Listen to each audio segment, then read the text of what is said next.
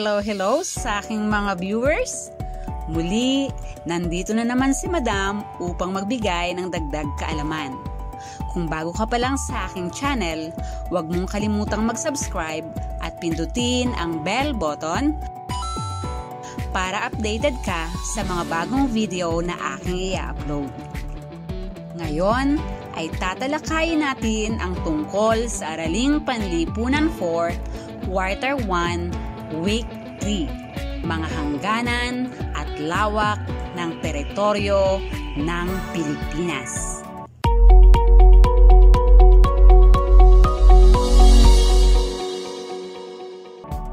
Bago ako magbigay ng dagdag na kaalaman, ayusin muna natin ang mga sumusunod na salita sa loob ng kahon. Bibigyan ko kayo ng 5 segundo upang sagutin ang bawat bilang. Number 1. Number 2. Number 3. Number 4. And number 5. Ngayon, subukan nating tingnan kung tama ang inyong mga kasagutan. Number 1, bansa.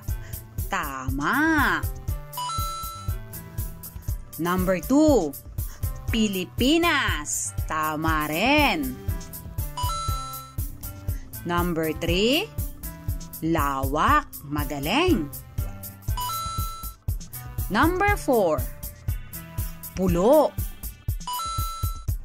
Number 5, teritoryo. Napakahusay ng inyong ginawa.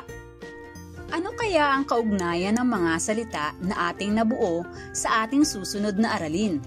May kaugnayan ba ang salitang bansa, Pilipinas, lawak, pulo at teritoryo? Halika, samahan mo ko at alamin natin.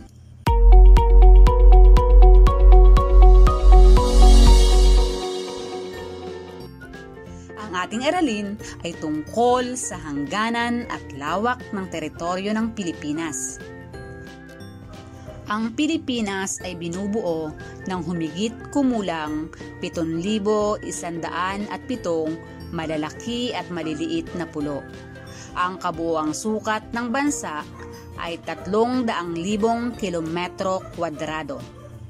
May 1,851 kilometro ang haba mula sa hilaga patimog at umaabot naman sa 1,107 kilometro ang lawak nito mula sa kanluran pasilangan.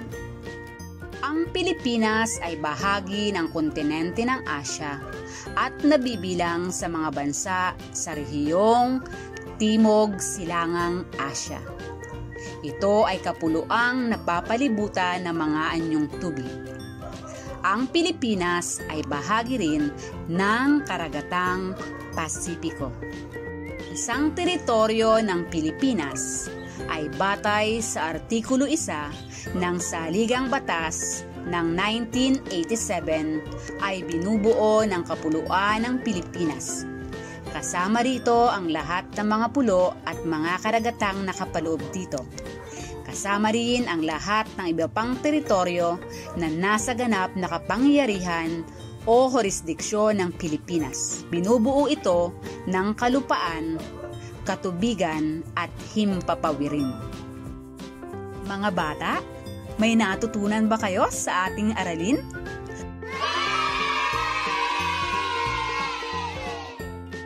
Ngayon naman ay basahin natin ang mga sumusunod na pangungusap tungkol sa aralin. Punan ang nawawalang salita at piliin ang tamang sagot sa loob ng kahon. Number 1. Ang lawak ng Pilipinas ay umaabot sa blank kilometro kwadrado. Number 2. Ang Pilipinas ay bahagi ng karagatang blank. Number 3. Ang Pilipinas ay kapuluan na napapalibutan ng anyong blank. Number 4. Ang Pilipinas ay binubuo ng mahigit sa blank na mga pulo. And number 5, batay sa Artikulo 1 ng Saligang Batas ng 1987 ay binubuo ng blank ng Pilipinas. Alamin natin kung sino ang nakakuha ng maraming tamang sagot.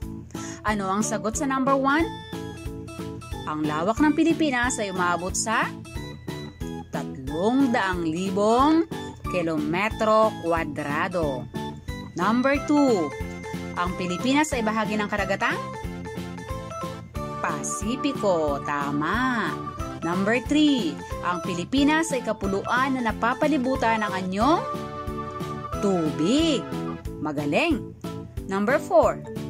Ang Pilipinas ay binubuo ng mahigit sa blank na mga pulo. 7,107 mga pulo. At number 5, batay sa Artikulo 1 ng Saligang Batas ng 1987 ay binubuo ng kapuluan ng Pilipinas. Magaling! Masaya na naman si Madam dahil nakapagbigay ng dagdag na kaalaman. Hanggang sa muli,